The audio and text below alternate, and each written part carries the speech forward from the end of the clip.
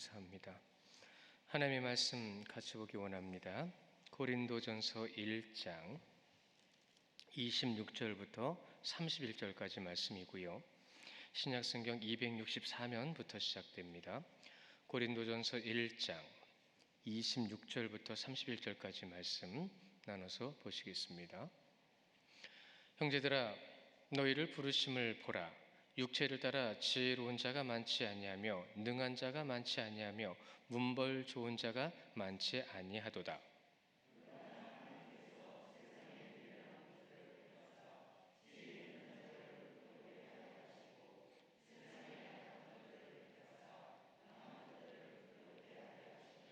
하나님께서 세상에 천한 것들과 멸시받는 것들과 없는 것들을 택하사 있는 것들을 폐하려 하시나니,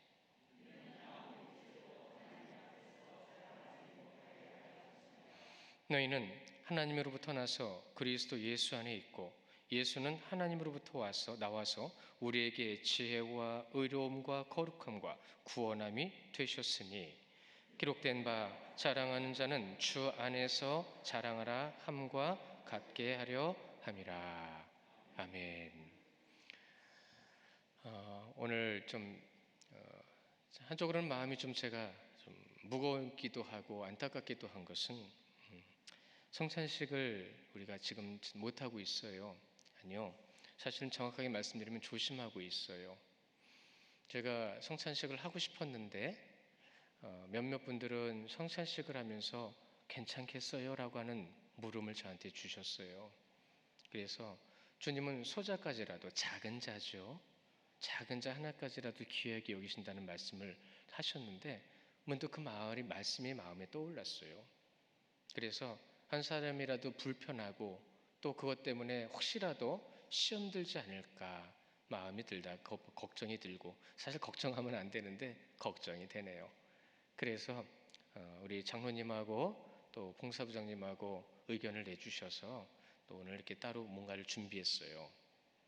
어제 결혼식도 있고, 그리고 요즘은 확진자가 문자로 안 오죠? 그게 이제 정책으로 정해졌다고 합니다. 궁금하면 홈페이지에 들어가서 확인하라는 거예요. 그러다 보니까 오히려 깜깜이 환자들은 더 많을 수 있어요. 알 수 없는 환자들이죠. 무증상자들이 얼만큼 있는지는 알 수가 없어요. 그래서 오늘도 예배가 끝나고 축도가 끝나면 우리 예배부장님이신 우리 장로님께서 떡을 떼는 마음으로, 성찬식의 마음으로 나눠주실 거예요. 그래서 축도가 끝나면 다 일어나지 마시고 우리 여기 어르신 계신 자리부터 시작해서 제가 호명해드리는 자리마다 이렇게 먼저 일어나서 나가시면서 우리 공한석 장로님하고 또 봉사부장님으로 섬겨주신 우리 정길래 권사님 두 분이 나가셔서 나눠드릴 거예요. 그러니까는 몰려서 가지 마세요. 혹시라도 조심스러운 거니까. 그래서 차분차분하게 꼭 받아가시고, 오늘은 또 어제 종현 형제 결혼식 했다고 우리 집사님하고 권사님이 떡을 준비하셨네요. 진짜 떡을 떼네요. 그렇죠? 그래서 떡을 또 주시니 너무 감사하고, 이따가 충도 끝나고 나면 우리 여기 어르신 계신 자리부터 시작해서 그리고 우리 장로님 계신 자리 두 번째 이렇게 해가지고 순서대로 이렇게 천천히 나가시면서 축복하시면서 나가세요. 우리 장로님께도 꼭 축복해 드리시고요. 장로님과 권사님도 우리 성도를 축복하시고요. 그리고 우리 모든 성도님들도 또 얼굴 마주치는 분들마다 축복합니다. 이렇게 좋은 인사와 귀한 시간이 되시는 여러분들 되시기를 간절히 부탁을 드리고, 또한 그것을 통해서 여러분에게 하나님의 놀라운 은총과 복이 임하시기를 축원합니다.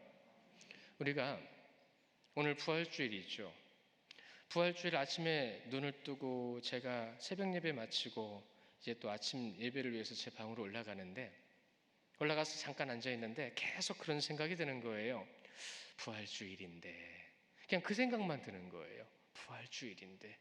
그러니까 결과적으로 그 부활주일인데라고 하는 이 대네임이 누구를 위한 게 아니라 나를 위한 거더라고요. 우리 성도님들한테 그래서 질문을 드려봅니다. 오늘 아침에 나오실 때 부활주일인 거 알고 오셨죠? 그리고 또한 오늘 부활주일로 예배할 것도 알고 계셨을 거예요. 그렇다고 한다면 여러분, 부활주일이라고 하는 그 인식과 알고 계신 그 알고 있음이 여러분 아침에 나오셔서 이 자리에 앉기까지 여러분을 그전과 좀 더 다른 모습으로 이 자리에 있게 하셨나요? 여러분, 여러분들 스스로 귀히 여기고 여러분들 스스로 여러분을 귀한 자리로 이끌어가지 않으면 여러분은 여러분 스스로 귀한 자리로 나갈 수가 없어요. 물론 정확하게 말씀드리면 주님께서 인도해 주시는 거죠. 인도해 주시는 것 가운데 내가 하나님 앞에 나 스스로를 온전히 맡겨드리지 않으면 여러분 순종이 없는 거예요. 역사는 순종에서 나온다고 그랬어요. 그 말씀대로 나아가는 자에게 나온다고 했습니다. 오늘은 우리가 부활주일을 지키는 날이죠. 여러분, 부활주일 우리가 1년 중에서 가장 즐거운 날 딱 두 날을 우리가 꼽아본다면 언제가 될까요? 성탄절과 부활주일일 겁니다. 성탄절 주님이 오신 기쁨의 날. 근데 부활주일을 가만히 생각해 보면 기쁨과 즐거움의 날이기 이전에 예수님의 십자가의 고난을 더 많이 생각하는 경향이 있어요. 물론 과거부터 그렇게 어떻게 보면 주지시켜 왔어요. 그렇게 암기시키듯이 그냥 받아들여 왔다는 거예요. 그러나 여러분, 이날은 가장 즐겁고 가장 많이 감사해야 되는 날이에요. 그러니까 여러분, 오늘 부활주일 많이 웃으세요. 기쁨으로, 감사함으로 나누세요. 그것이 주님께서 원하시는 거예요. 여러분, 말씀 같이 보실 건데 누가복음 23장 28절에 보시면요, 주님께서 시각을 이렇게 바꿔주시는 말씀을 주셨어요. 무슨 말씀이냐면 같이 보시면 좋을 것 같아요. 예수께서 돌이켜 그들을 향하여 이르시되 예루살렘의 딸들아, 나를 위하여 울지 말고 너희와 너희 자녀를 위해서 울라. 우리가 부활주일날 십자가를 통해서 영상도 보고 찬양도 하고 주님의 그 십자가 때문에 눈물도 흘리고 그랬죠. 많이 그랬습니다.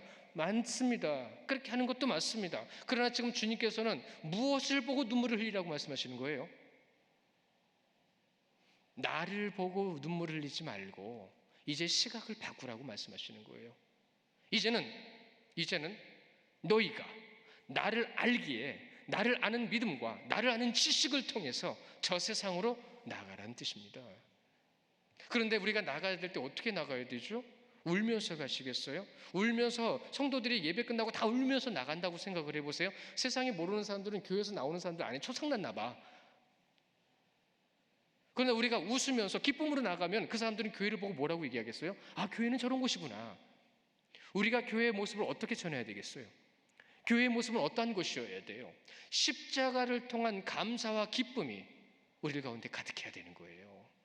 그 은혜가 우리에게 임해야 되는 거예요.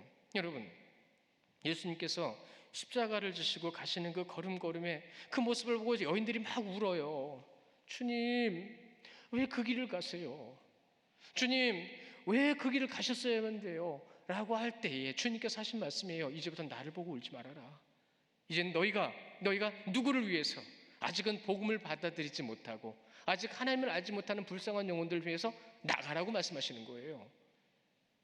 우리는 기쁨으로 나가지만 실질적으로 현장에 나가면 여러분 웃을 일이 많아요? 울 일이 많아요? 여러분 솔직히 울 일이 많아요. 가슴 아파요. 하나님을 알지 못하고 고통 가운데 처절하게 살아가면서도 진짜 기쁨이 무엇인지를 경험도 못하고 진짜 기쁨이 무엇인지를 찾지도 못하고 누리지 못하는 불쌍한 영혼들을 보면서 우리는 이 마음에 주님의 눈물, 주님께서 안타까워하면서 바라보셨던 저 세상의 영혼들을 바라보는 그 시선이 우리 가운데 있어야 돼요. 여기서는 눈물이 나도 우리에겐 진짜 기쁨이 있기에 그 기쁨을 전하시는 여러분들 되시기를 주님의 이름으로 축원합니다. 성도 여러분, 예수님께서 내 죄를 지셨습니다. 내 죄를 지시고 그 길을 가셨습니다. 죄를 사해 주셨습니다. 이제는 죄인의 신분에서 누구의 신분으로 바뀌죠? 하나님의 자녀의 신분으로 바뀌었습니다. 하나님의 자녀의 신분으로 바뀌었던 가장 대표적인 그 즐거움을 표현했던 이가 돌아온 탕자잖아요. 잃었던 아들, 정확하게. 그러나 그 잃었던 아들 때문에 그 집에 무슨 일이 벌어졌죠? 잔치가 벌어졌습니다. 여러분, 잔치는 먹고 놀고 즐기는 것만은 잔치가 되어지질 않아요. 가장 중요한 즐거움의 요소가 있어야 돼요. 무엇 때문에 잔치를 하는지, 왜 잔치를 하는지, 그것이 없으면 잔치 의미가 없어요. 잔치 자리에 가서 술 먹고 싸움하고 잔치 자리에 가서 노름하다가 자기들끼리 싸우는 사람은 그 잔치에 온 목적을 모르는 거예요. 그런데 꼭 그런 사람들이 있어요. 어제도 결혼식이 있어서, 그래도 어제는 제가 그동안 주례를 받고 주례를 집례하고 이런 것들 가운데에서 모든 경험 속에서 어제처럼 제가 부탁 안 해본 적이 없어요. 전에까지는요, 귀빈 여러분들 조용해 주시고요. 귀빈 여러분들, 여기 결혼하는 이 두 사람이 주인공이고요. 여러분들이 예식하는 모든 시간 가운데 이분들은 이 두 사람을 위해서 축복해 주셔야 되고요. 여러분들이 집중해 주셔야 되니까 휴대폰 끄시고요. 집중해 주시고요. 몇 번을 얘기해도 예식이 얼마나 정신이 없는지 막 제가 주례를 하면서도 주례하시는 분을 보면서도 그렇게 정신이 없었는데, 어제는 참 집중도도 높았고 정말 조용했어요. 그들에게 결혼식의 가장 중요한 핵심을 전했어요. 비록 예배의 형식으로 하지는 못했어요. 저쪽 집안 때문에 우리가 존중해 주는 마음으로 대신 기도는 해드렸어요. 결혼의 가장 중요한 의미는 기독교, 하나님께서 창조하신 것 가운데서 왔다는 것을 분명히 전해줬어요. 얼마나 이해했는지 그거는 모르겠습니다. 그건 그들 몫이에요. 전해줬으니까. 여러분, 오늘 이 자리에 우리가 부활주일로 이 자리에 모였습니다. 우리는 기쁜 날이라고 말하고 있습니다. 왜 기쁘십니까? 왜 기뻐해야 합니까? 이미 중요한 부분은 몇 가지 말씀을 드렸습니다. 부활주일에 우리가 십자가를 바라보는 모습으로서 가장 중요한 것은 하나님을 경외함이라고 했습니다. 두렵고 떨림으로 그를 사랑하고 기뻐하는 것이 경외입니다. 두렵고 떨리기 때문에 기뻐하는 것이 아니라 그를 사랑하고 누구보다도 사랑하기 때문에 그를 향한 두려움이 있어야 되는 겁니다. 부모님의 아기들, 자식들 어떻게 될까 봐 애지중지하는 것처럼 가장 비슷한 마음이 그 마음일 거라는 생각을 해봐요. 그를 너무 사랑하기 때문에, 그를 너무 귀하게 여기기 때문에 그가 혹시라도 다칠까 봐 애쓰는 마음, 쓰는 그 마음. 여러분, 우리는 주님을 사랑하는 마음으로, 주님은 다치시지는 않지만 우리가 주님 앞에 어떤 모습으로 서 있어야 될지를 거기에서 유추하고 거기서 찾아보고, 그로 인하여 정말로 주님께서 기뻐하시는 자의 모습으로 이 자리에 서시고 믿음의 자리로 나아가시는 여러분들 되시기를 주님의 이름으로 축원합니다. 우리는 오늘 이 귀한 자리에 모였습니다. 이 귀한 자리에 모여서 오늘 말씀 가운데에 형제들아라고 하는 그 말씀 이전에 지난주에 무엇을 우리가 보았죠? 여러분, 십자가의 도를 봤습니다. 십자가의 도가 뭐라고 했습니까? 여러분, 십자가는 먼저 세워진 십자가를 보면서 그것만 믿는 것이 십자가의 도만은 아니라고 말씀을 드렸어요. 자, 다시 질문을 드리죠. 여러분, 믿음은 누가 주셨습니까? 하나님이 주셨습니다. 그럼 우리는 그 믿음을 받았습니다. 그래서 우리는 살아났습니다. 우리는 구원의 백성입니다. 그럼 우리는 누구 거죠? 하나님 겁니다. 율법을 주셨음에도 불구하고 누구를 믿어야 되고 어떻게 믿어야 될지 모르는 어리석은 유대인들을 바라보면서 정말로 믿음의 대상이 오셨음에도 불구하고 그가 누군지도 깨닫지 못하는 그 불쌍한 영혼들 앞에서 세워진 것이 바로 십자가였습니다. 그런데 하나님의 영이 임하고 하나님의 역사가, 하나님의 자녀된 분명한 보증이 나타나는 확증의 자리에서는 그를 믿는 자들은 십자가를 믿었습니다. 세상에서 가장 낮은 자리고 가장 비천한 자리고 가장 멸시의 자리, 그것이 바로 십자가였습니다.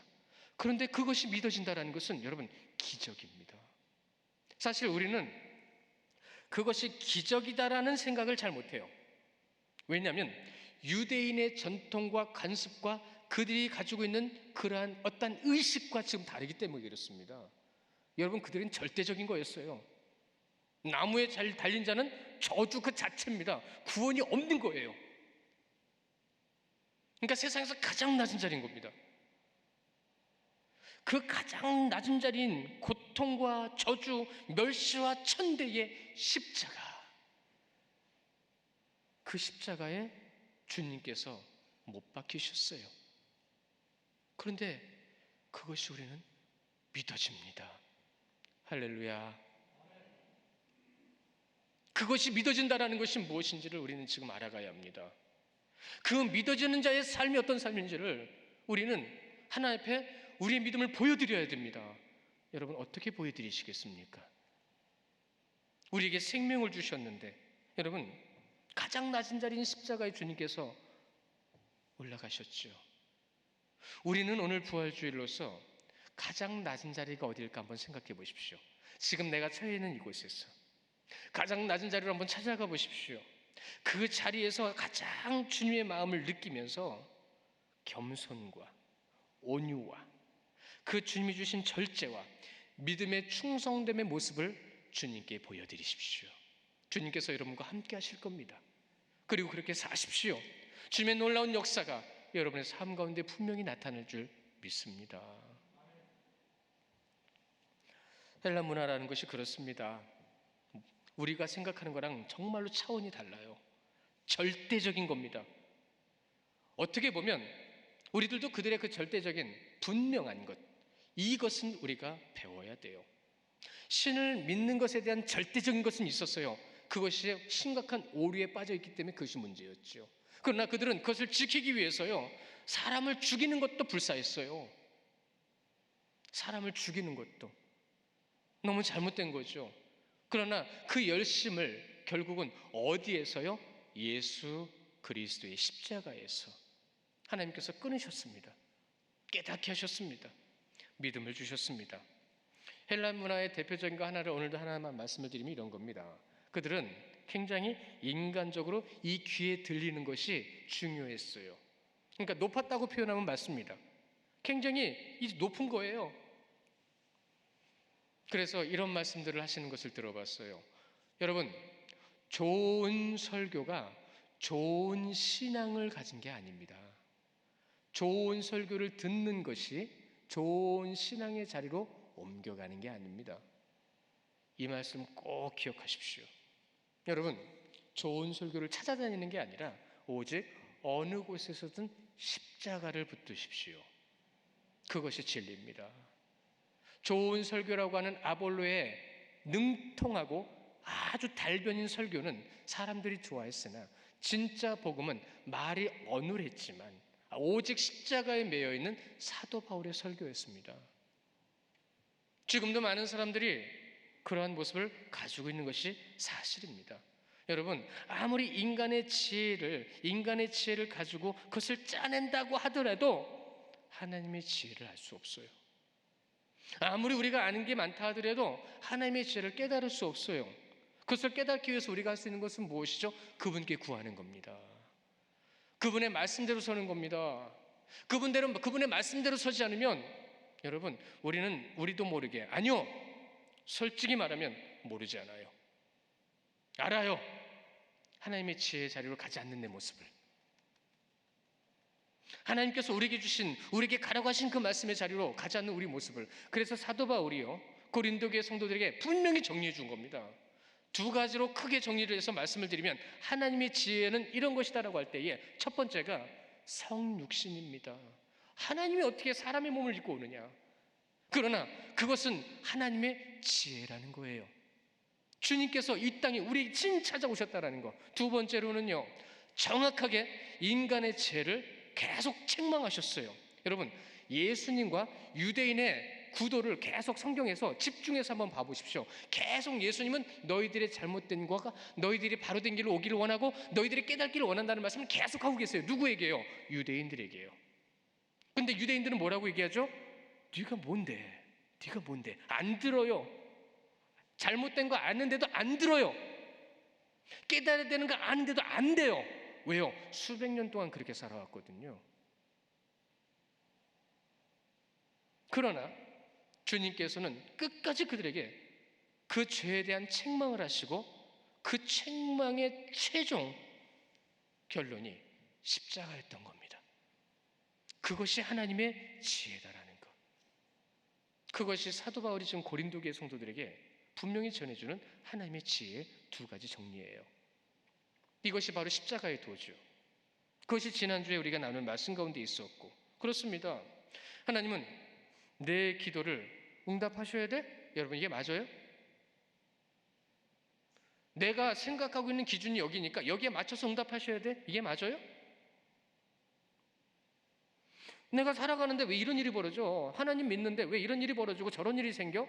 이거 아니잖아. 이 생각이 맞아요? 고민하시라고 드리는 말씀이에요. 한 가지만 더 말씀드려볼까요? 이건 옳지 않잖아. 교회에서 이런 것도 아니고 저런 것도 아니잖아. 이 생각이 맞아요? 여러분, 이것이 인간적인 생각입니다. 이것이 귀가 높은 헬라 문화에서부터 시작된 인간의 이성적인 생각에서 인간 중심의 기도의 모습이고, 그렇게 되기를 원하는 우리의 욕심입니다. 오직 주님께서는 이런 것이 아닙니다. 이런 것에서 벗어나야 된다는 것을 지금 깨닫게 해주시는 거예요. 다시 한번요. 믿음 누가 주셨다고요? 그 우리는 누구 거라고요? 여러분은 하나님 것입니다. 여러분이 하나님의 것이면 하나님의 일을 하셔야 되는 거예요. 인간의 일이 중요한 게 아니에요.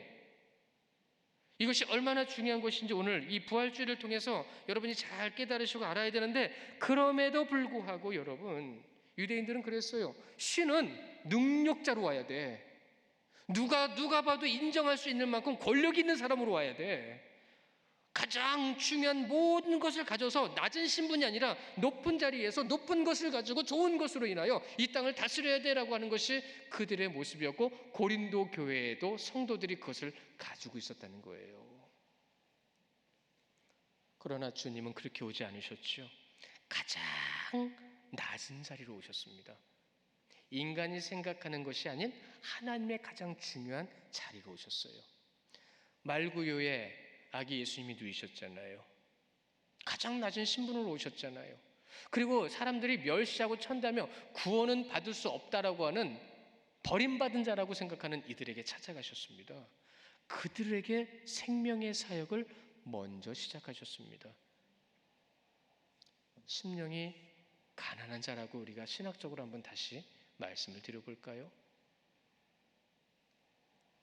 결과적으로 여러분, 십자가는 무엇을 알게 하기 위함이다? 여러분, 잘 생각하셔야 돼요. 하나님입니다.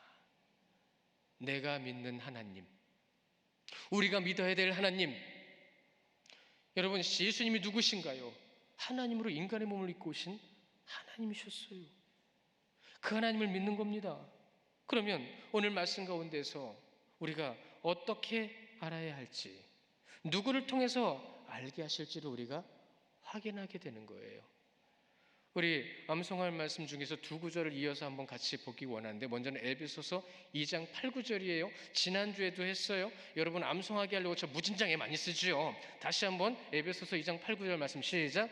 너희는 그 은혜에 의하여 믿음으로 말미암아 구원을 받았으니 이는 너희에게서 난 것이 아니요 하나님의 선물이라. 행위에서 난 것이 아니니 이는 누구든지 자랑하지 못하게 함이라. 아멘. 디도서 3장 5절도 같이 보실까요? 디도서 3장 5절이죠. 우리를 구원하시되 우리가 행한 바 의로운 행위로 말미암지 아니하고 오직 그의 긍휼하심을 따라 중생의 씻음과 성령의 새롭게 하심으로 하셨나니. 아멘. 우리가 한 게 아무것도 없어요. 중생의 씻음은 오직 그분의 긍휼함을 따라서, 그렇죠? 우리를 새롭게 하시면 오직 성령의 인도하심을 따라서, 그렇게 우리가 구원받은 겁니다. 오직 믿음은 십자가로 인한 것이라는 것을 분명히 이 두 구절을 통해서 우리에게 말씀해 주고 계신데, 모든 것을 주님께서 주신 겁니다. 모든 것은 주님께서 주신 거다라는 것을 믿는 믿음이 진짜 믿음이에요. 그러면 당연히 주인은 누구에게로 가겠죠? 어느 분에게로 가겠죠? 그 믿음의 간음자, 자로 재는 거예요. 그 믿음의 간음죄를 성경은 지금 뭐라고 계속 말씀하시냐면, 이사야의 말씀을 인용하고 예레미야 말씀을 인용하면서 뭐라고 말씀하시냐면, 오직 무엇을 자랑하느냐에 따라 믿음의 간음자를 말씀해 주시는 거예요. 너희는 무엇을 자랑하겠느냐? 온전한 믿음, 그 믿음을 가진 자의 입에서 무엇이 나올까요? 여러분, 십자가만 나올 겁니다. 메시아를 기다렸던 유대인들 그러지 않았어요. 또한 고린도 교회 성도들은 그들의 영향을 받아서 그들과 다르지 않았어요. 유대인들은 솔직히 말하면 심각한 딜레마에 빠져 있습니다. 지금 이러지도 못하고 저러지도 못하는 거예요. 왜죠? 예수님이 오시는데 기적을 일으키셨거든요. 이적이 나타났거든요. 그런데 기적과 이적을 나타난 걸 보면 메시아 같은데 말씀 따라 자기들이 알고 있는 생각의 기준에 따라서는 구원받지 못할 자들과 함께하고 계시는 거예요. 낮고 천하고 멸시받는 아주 천한 것들과 함께 하시는 거예요. 오죽하면 그들과 식사도 같이 하세요. 유대인들은 사마리아인하고 식사도 같이 안 하고 쳐다도 안 보는데, 그런데 더 심각한 건 뭐냐면 주님께서 지금 그들의 죄를 지금 계속 책망하고 계시는 거예요. 아, 이거 너무 힘들어요. 어떻게 하면 좋지요? 방법이 없어요. 그 방법이 없음이 십자가로 나아가게 된 거죠. 안타깝습니다. 그들은 그렇게 쓰임받았어요. 고린도전서는요, 여러분, 주님께서 고린도 교회를 향한 책망이 기록된 말씀이 고린도전서입니다. 그러나 가장 깊은 사랑이 담겨져 있는 말씀이에요. 우리가 그 말씀을 보면서 사랑을 느낄 것인가, 책망을 통해서 불편함을 느낄 것인가는 여러분들 몫입니다. 여러분이 판단하고 여러분이 스스로 누구를 판단하는 게 아니에요. 스스로를 판단하고 스스로를 주님 앞에 순종하여 엎드려지게 하는 것. 이 말씀 가운데 우리에게 주시는 가장 중요한 의미, 자신의 죄를 깨닫게 하노라. 여러분, 유대인들처럼 사람 눈 의식하지 마십시오. 주위를 돌아보지 마십시오. 저는 개인적으로 이번 코로나를 통해서 다 장단점이 있어요. 여러분, 그러나 장점을 찾아가는 사람이 귀한 분들이에요. 이 코로나 때 우리가 무슨 장점을 찾을 수 있을까요? 저는 개인적으로 성도들이요, 예배 시간에 많이 집중하는 모습을 확인하고 있어요. 전부 다 많이 집중하세요. 그러나 여러분 잊지 마십시오. 코로나가 다 해결되고 이제 편안함과 안전함이 있어도 하나님을 집중하는 집중은 절대로 놓지 마십시오. 이때 우리가 우리 스스로 훈련할 수 있는 것, 사람이 아니라 하나님을 향한 거죠. 오늘 26절에 보시면 무엇으로 시작되죠? 여러분, 여기서 정말로 어디에 집중하느냐에 따라 이 뜻과 이 의미와 이 말씀을 우리가 분명히 알 수 있을 텐데, 형제들아 라고 부르고 있습니다. 앞에 보시면 10절에서 형제들아 라고 부를 때 뭐라고 말씀드렸죠? 이 형제들아 라고 나올 때마다 우리 교회에 있는 성도들을 내가 형제로 바라보고 있는가를 상고해 보시라고 하셨어요. 깊이 생각해 보시라고 하셨어요. 형제들아 너희를 부르심을 보라. 부르셨어요. 클래신. 이 부르심이라는 것은 주인 되신 하나님께서 그 자녀되고 당신께서 택하신 자들을 부르셨다는 뜻입니다. 이 클래신이라는 뜻이 바로 그런 뜻이에요. 하나님께서 부르심은 오직 여러분 잊지 마십시오. 하늘의 조건에 따라서 부르신 거예요. 세상의 조건이 아닙니다. 당신께서 원하시는 조건에 따라서 부르신 거예요. 그러니까 여러분들이 지금 여기 앉아 계신 거는 하나님의 조건, 하늘의 조건에 따라서 부름받아 이 자리에 있는 것인 줄 믿으시기 바랍니다. 우리가 그 부르심을 통해서 이곳에서 무엇을 바라봐야 될까요? 형제들아 너희를 부르심을 보라. 플레페테, 부르셨다, 부르다. 이것은 육신의 눈으로 보는 것이 아니라 우리 영의 눈, 마음의 눈으로 보라는 것입니다. 이 영의 눈으로 보는 거예요. 이 영의 눈으로 보는 것은 자신을 돌아보는, 내 자신도 돌아보는 것이 포함되어 있습니다. 그러니까 항상 나를 돌아봐야 돼요. 나를 돌아보지 않으면 여러분 모든 기준은 나에게 돌아옵니다. 그러나 주님의 기준으로 내 영을 돌아보면 하나님의 기준으로 보게 됩니다. 말씀 같이 보기 원하는데 에베소서 1장 18절 말씀입니다. 우리 같이 읽어볼까요? 에베소서 1장 18절 시작.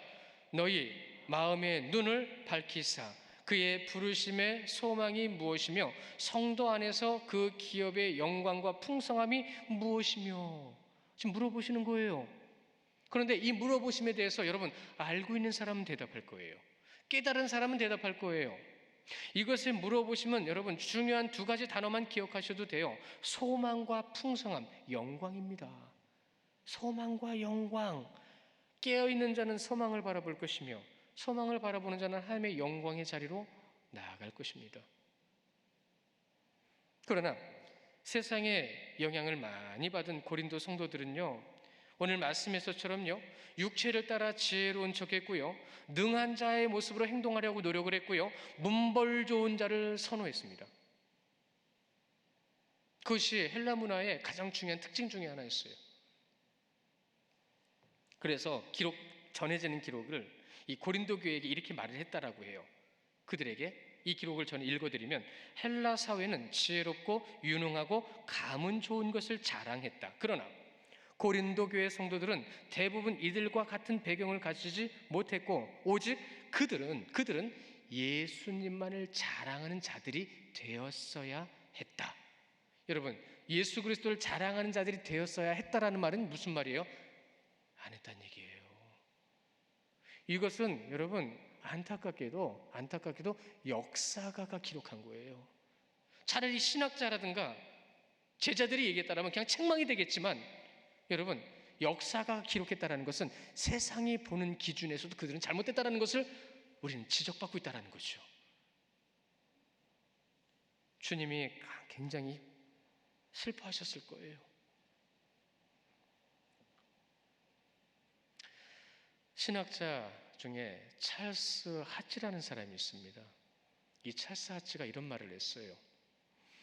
인간의 기준은 하나님이 보시기에 무의미하며 중요하지 않다. 그 이유는 하나님의 은혜를 주시는 일에 있어서 인간의 도움은 필요 없기 때문이다. 여러분, 하나님께서 하나님의 일을 하실 때에는 인간의 도움이 필요 없어요. 당신의 능력과 그 사랑으로 하시면 돼요. 그런데 거기에서 자꾸 제동을 거는 게 누구라고요? 믿음 없는 사람이라고요. 하치는 그것을 얘기해 주고 싶었던 거예요. 아무리 많은 것을 가지고 있어도 여러분 구원이 없으면 아무 소용 없습니다. 아무리 능하고 아무리 많은 것을 할 수 있어도 여러분 믿음이 없으면 그것은 한낱 인간의 하나의 행위일 뿐입니다. 27절에 보십시오. 그것을 이렇게 표현합니다. 미련한 것들, 미련한 것이라고 얘기했어요. 세상은 십자가를 미련하다고 얘기했습니다. 여러분 지금도요 겸손하게 행동하는 사람들을 보면서 미련하다고 표현하는 사람들이 있습니다. 뭐 그렇게 할 필요 없잖아. 야, 손해볼 필요 뭐가 있어. 그러지 마. 세상은 그것을 미련하다고 얘기를 해요. 그러나 우리는 이 하나님 앞에서 하나님께서 기뻐하시는 것을 따라갈 때에는 그 기준을 따라가야 돼요. 어떤 기준이요? 하늘의 조건입니다. 여러분 겸손하여 하나님 앞에 겸손하여 서시기를 축원합니다. 그래야 하나님께서 쓰세요. 그래야 하나님께서 여러분을 귀히 여기시며 그분의 뜻을 여러분을 통해서 이루세요. 잠언의 말씀 3절을 이어서 같이 보실 건데요, 잠언서 먼저 16장 8절에 보시면 우리 함께 보시겠습니다. 잠언서 16장 18절 시작. 교만은 패망의 선봉이요 거만한 마음은 넘어짐의 앞잡이니라. 아멘. 또한 잠언서 18장 12절 말씀입니다. 시작. 사람의 마음의 교만은 멸망의 선봉이요 겸손은 존귀의 앞잡이니라. 아멘. 잠언서 15장 33절도요. 시작. 여호와를 경외하는 것은 지혜의 훈계라. 겸손은 존귀의 길잡이니라. 잠언에 있는 말씀만 가지고 나왔어요. 여러분이 잘 아시고 있기 때문에 다시 한번 상기시켜드리고 우리가 꼭 기억하기 위해서 잠언에 있는 말씀만 가지고 나왔어요. 세상이 미련하다고 하는 것은 하나님께서 택하신 것들이라는 것, 오늘 성경은 말씀하시는 거예요. 그러나 이 미련함에 대한 의미는 여러분 그런 세상의 미련함이 아니에요. 그래서 주석은 이렇게 표현합니다. 하나님께서 스스로를 위해 매우 특별한 목적을 가지고 성도들을 택하셨다.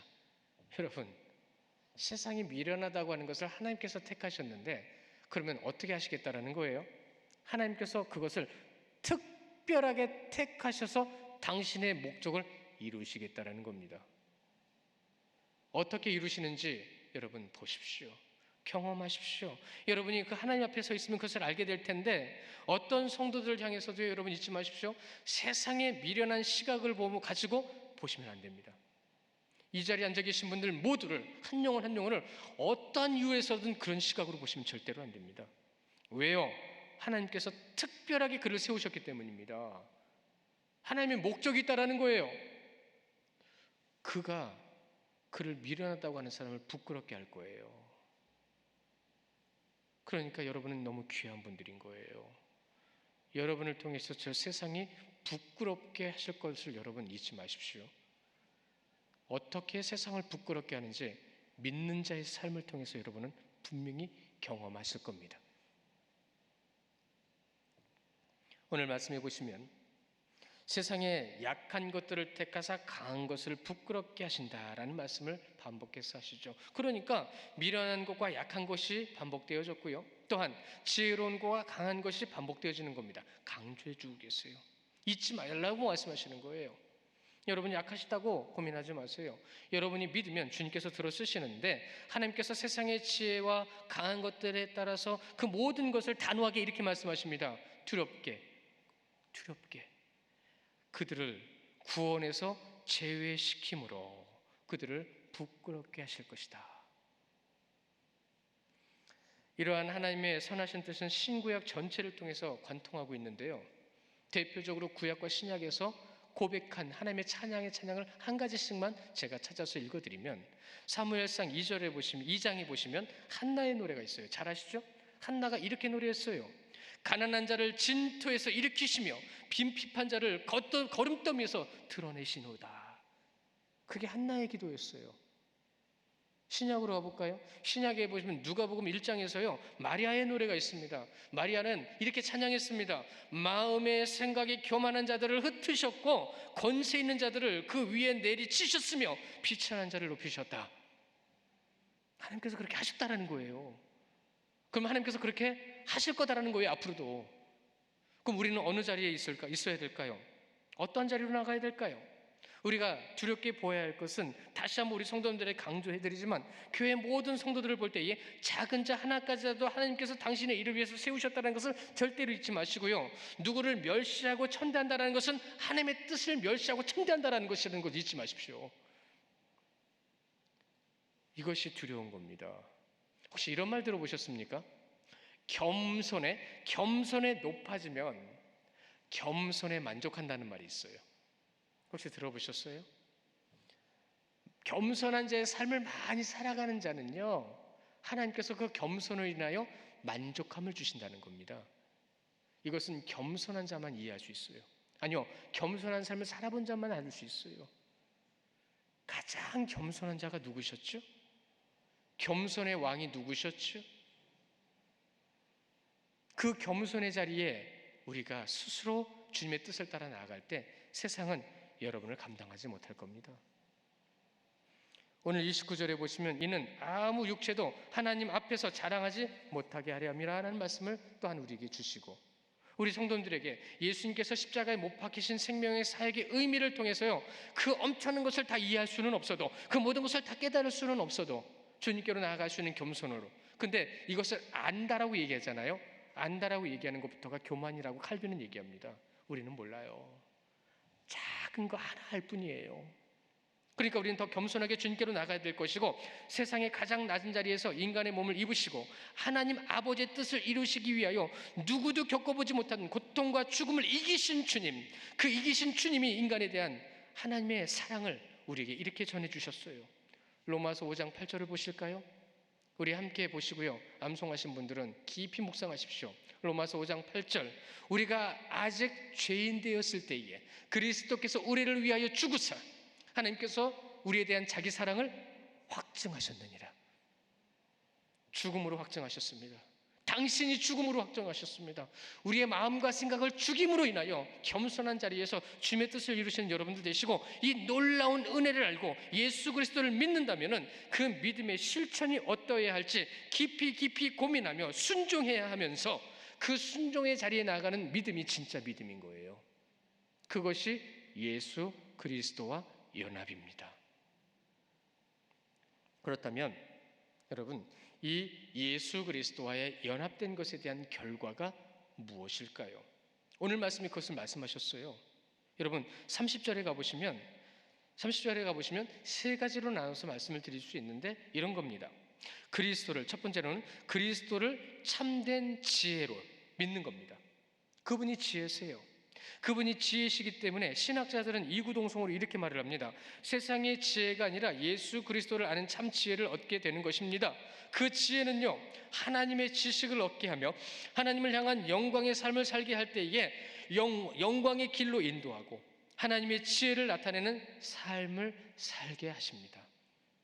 여러분의 삶이 결국은 하나님의 지혜를 나타내는 증거가 된다는 것.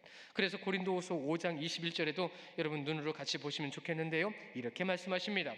하나님이 죄를 알지도 못하시는 이를 우리를 대신하여 죄로 삼으신 것은 우리로 하여금 그 안에서 하나님의 의가 되게 하려 하심이라. 오직 말씀, 그 말씀의 순종함을 통하여 순종하는 자가 믿는 자는 순종할 수밖에 없다라는 말씀을 우리에게 깨닫게 하시는 거예요. 그 말씀 가운데 그것은 의로움과 거룩함으로 이어지는 겁니다. 두 번째가 의로움과 거룩한 거예요. 믿음이죠. 믿는 자가 의로운 거죠. 칭해 주시는 거죠. 또한 거룩함이 있습니다. 거룩함은 성결의 영이 임해야 합니다. 성결이 영이 임할 때 하라고 하시는데 안 하면 소용없습니다. 성결의 영은 임했는데 우리에게 말씀해 주시는데 안 해요? 소용없다는 거예요. 이것이 중요한 이치로 또한 우리에게 전해질 때 사도행전 26장 18절의 말씀을 우리에게 주시는 거예요. 그 말씀은 이렇습니다. 그 눈을 뜨게 하여 어두움에서 빛으로 사단의 권세에서 하나님께로 돌아오게 하고 죄 사함과 나를 믿어 거룩하게 된 무리 가운데 기업을 얻게 하리라. 하나님의 놀라운 역사가 여러분에게 풍성하시기를 축원합니다. 성령의 인도하심으로 빛의 역할을 감당하시는 여러분들이기 때문입니다. 끝으로 구속함입니다. 구속함, 우리 잘 알죠? 죄입니다. 핵심은 죄입니다. 죄를 깨닫는 거예요. 죄를 알게 하시고 죄를 인식하게 하시는 거예요. 그 구속함은. 그렇기 때문에 그 구속함으로 인해 우리 입술에서는 내가 죄인이로소이다라는 말이 당연한 거죠. 그러면 그 내가 죄인이라고 한다면 나는 어느 자리로 가야 되죠? 낮은 자리로 가야 되죠. 낮은 자리로 감을 통해서 죄인의 고백과 함께 하나님 앞에서 당연한 사역과 섬김의 모습은 나타날 것입니다. 거기에 의와 거룩함은 더 분명해질 겁니다. 하나님을 아는 지혜는 분명히 나타날 겁니다. 잊지 마시고 우리 성도님들이 예수님께서 가장 낮은 자리에서 가장 큰 영광의 자리로 세움받는 날로서 오늘 부활절 우리는 지키고 있습니다. 그 가운데 가장 중요한 자리로 나아가야 될 것을 우리하고는 깨닫게 하십니다. 세상 것을 버리지 못하는 인간의 탐욕에서 벗어나 하나님의 영광만을 위해서 가장 낮은 자리로 찾아가 예수께서 가신 길을 따라가는 여러분들 되시기를 축원합니다. 그 길은 좁습니다. 거칩니다. 고통스럽습니다. 그러나 가장 큰 기쁨이 있고 가장 깊은 감사가 있습니다. 성도 여러분, 어느 때보다도 기쁜 날이 되시기를 원해요. 어느 때보다도 감사가 많으신 날 되시기를 축원합니다. 우리를 위해서 걸으신 그 길에서 우리에게 주시는 놀라운 은혜와 감사, 그것이 풍성하면서 하나님께 영광과 찬양을 올려드리는 소중한 날 되시기를 주님의 이름으로 축원합니다. 우리 시간 잠깐 같이 기도할까요?